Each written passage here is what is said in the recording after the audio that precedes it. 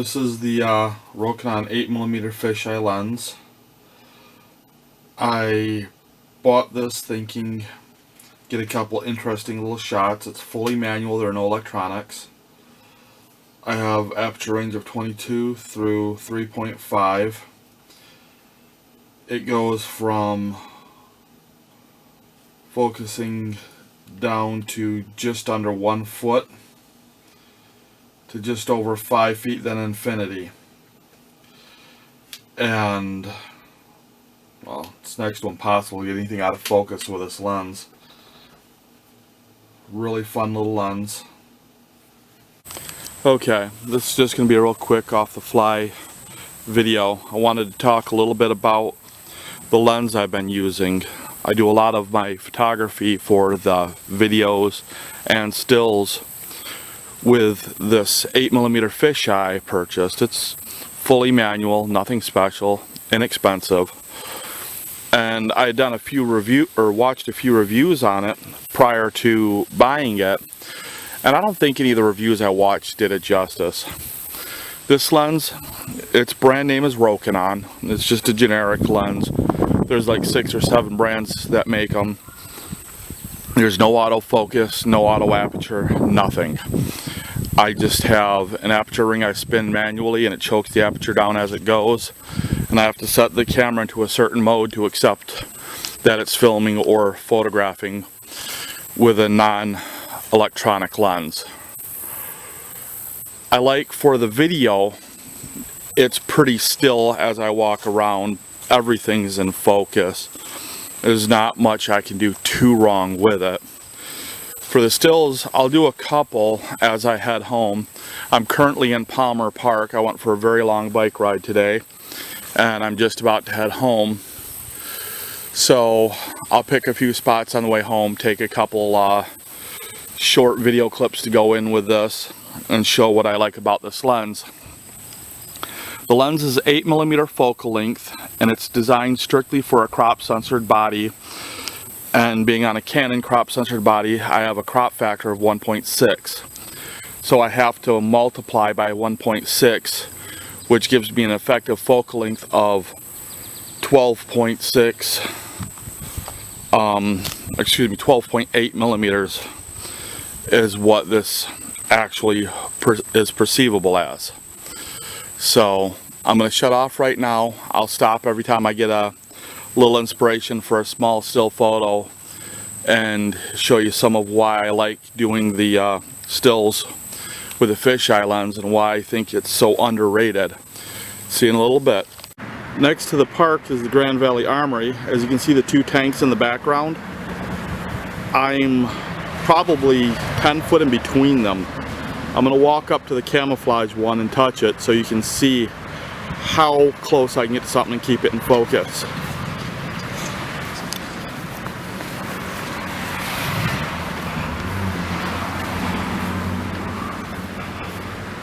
Alright, I'm about 7 foot away from it right now. See how much you can see as I go to touch it. I'm now touching it, and you can see a pretty good portion of the tank. I mean, that's one of the reasons why I love this wide angle lens so much. So I'll get a couple other examples, something artistic, and I'll put a small slideshow in here of other photos I've taken throughout the summer, and then I'll wrap it up. I'll try to keep this one short and sweet. Bye. One of the main reasons why I like the 8mm fisheye lens is the peripheral vision it has. The real neat look I get from a lot of the stuff, such as walking across the bridge here. I'm seeing both sides of the railings as well as what's in front of me. It's just a fun lens. I don't have any electronics to worry about failing because it's completely manual, no electronics at all.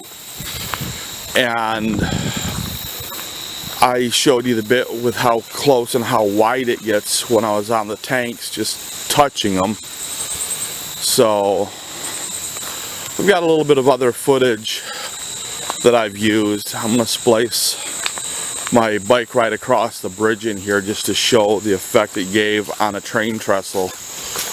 But It's a great little lens. It wasn't expensive. I thought it was a complete joke, a niche when I bought it. And really, it's highly versatile.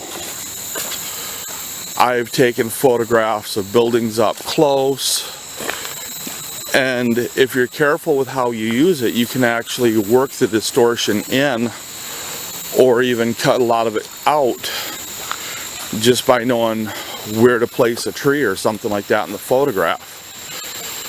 I thought I'd get a couple interesting close-ups with it. You can do a lot of forced perspective, which I'm going to find a subject here in a moment, and I'll do one forced perspective photo just to give you an idea of what I'm talking about. And probably be put at the front of the video here. I'm going to take the lens off, put the camera on a tripod, and show you the lens itself. Have to do it through another lens, but it's how life goes.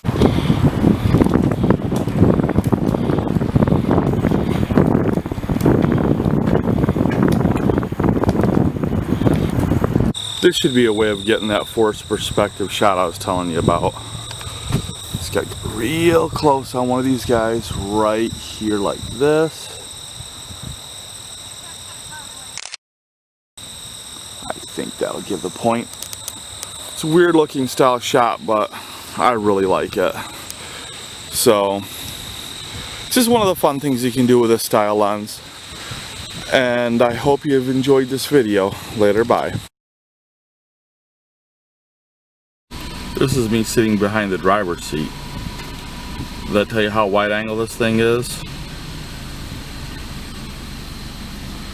Easily put the camera on a small mount, have it facing me, and vlog while driving.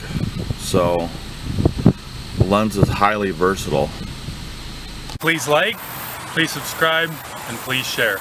Thank you. Thanks, Marcus.